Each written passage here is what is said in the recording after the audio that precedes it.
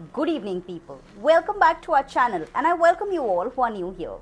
Here, we talk on various topics like skincare, beauty. So, if you like to feel good, look good, you may go ahead and hit the subscribe button.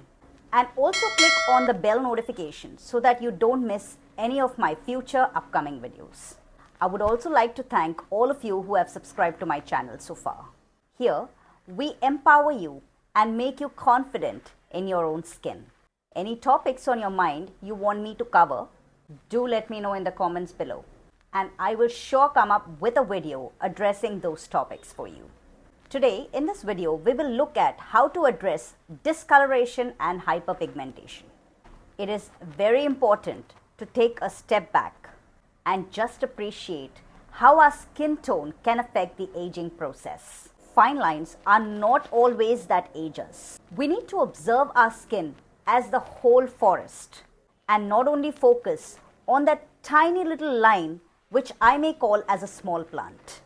It is very important to pay attention to our skin tone as a whole. I have melasma. This one on my face erupts and keeps erupting as and when it wants. I have gone through a lot of emotional stress caused by my own family, and these small guys on my face come up to make me realize that I'm not in the right frame of mind.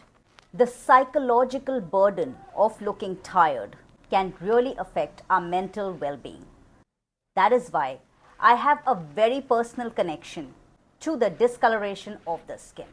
I have been lucky that my skin tone has appeared even most of my life, but when such nasty things happen, it just booms and everything comes out. I have a better understanding of how people are psychologically disturbed by looking older, but they can't really figure out why and what's happening. I would say it is 8 or 9 out of 10 times it is our skin tone that is making us look more tired and also aging us. If I'm talking skin tone, I'm talking about the brown spots and the underlying redness that is creeping through, the sun damage and the broken blood vessels. Once you have the perfect storm of what's going on, it's very easy to focus on a line because that's your canvas. But the reality is the canvas needs to be evened out. In this video, I will try and explain how a pigment is produced, the importance of ingredients, and to incorporate those ingredients to attack the discoloration. There's no one single silver bullet ingredient. We need to have a multi-ingredient approach because we need to attack it through the surface of the skin, the melanocyte where the pigment is made, and outside the melanocyte where the pigment is distributed. I will link the products which can attack this issue and simplify your lives. That being said, you could use any brand taking this information as base, which is going to be the pillar of this video for you. So starting where the pigment is produced, within the top layer of the skin, which is the epidermis, you have pigment producing cells which are called the melanocytes, and melanin is produced within those melanocytes. There is an enzyme known as the tyrosinase, which is a key enzyme in the melanocyte, and this makes the melanin. Once the melanin is produced, it is put in small parcels, and these are called as melanosomes. That gets distributed throughout our epidermis, which is the topmost layer of our skin. Now, this is a simple process I have explained to you of how pigment is made. You can attack this process through different layers. The first way of attacking this process is by applying and reapplying the sunscreen.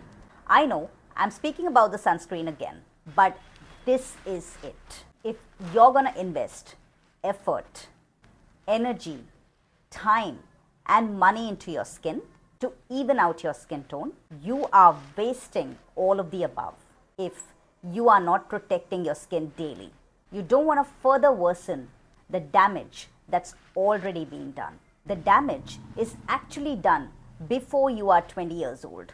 The sun and the damage is usually done before you are 20 years old, and it is creeping underneath the surface of the skin, and further UV damage can cause that to appear faster as you get older.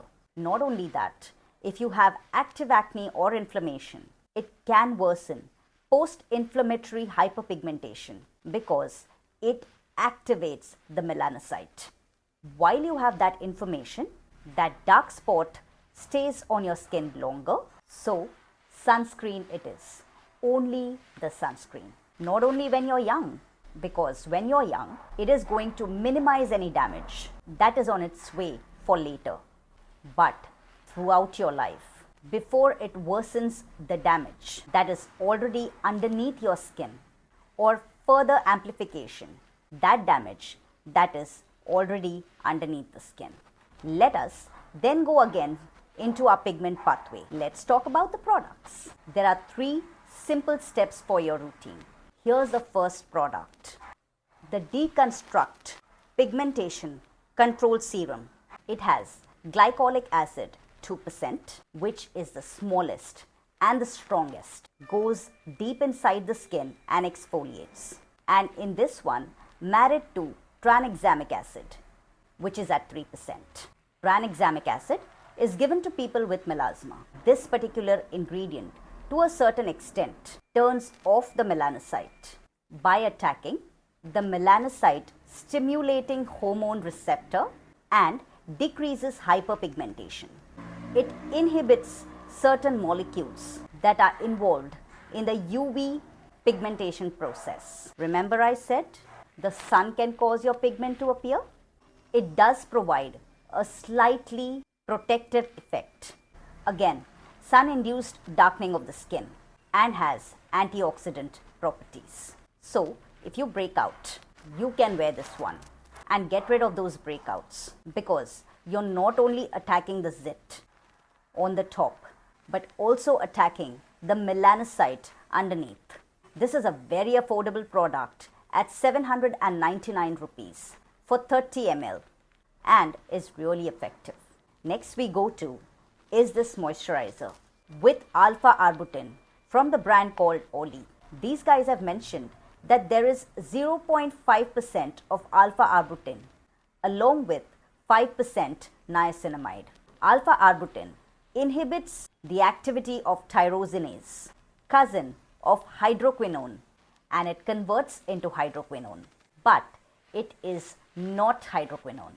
Alpha arbutin gets converted after it gets absorbed into your skin. So depending on your body surface, the quantity you use and the quantity that gets converted. This one also has niacinamide. You would already be knowing about niacinamide, which inhibits the transfer of melanin from melanocyte and inhibits tyrosinase, and also has anti-inflammatory effects. This one is logically safe for wearing during pregnancy, but no one is ever going to experiment this on a pregnant woman. So you may use if you please, but it is always better to speak with your gynecologist if you so want to use it. There is another product in the market which has alpha arbutin with kojic acid. It is from the brand Dermaco and is called 1% kojic plus alpha arbutin night repair face serum gel. Kojic acid is the key ingredient that you have to incorporate in your routine. Its primary function is it is a tyrosinase inhibitor, and it so reduces the conversion of tyrosine into melanin, and it also has antioxidant properties. Last one I want to speak about is a new brand called Within Beauty. These guys have come up with glow drops. I simply adore this product. It is their Barrier Boost Brightening Serum. Contains vitamin C plus niacinamide along with ceramides. You could use the serum twice a day, in the morning and at night, and top it up with a moisturizer. Don't forget the sunscreen in the morning. I want to wind up here by saying that the gold standard ingredient, if you have dark spots or melasma, is hydroquinone.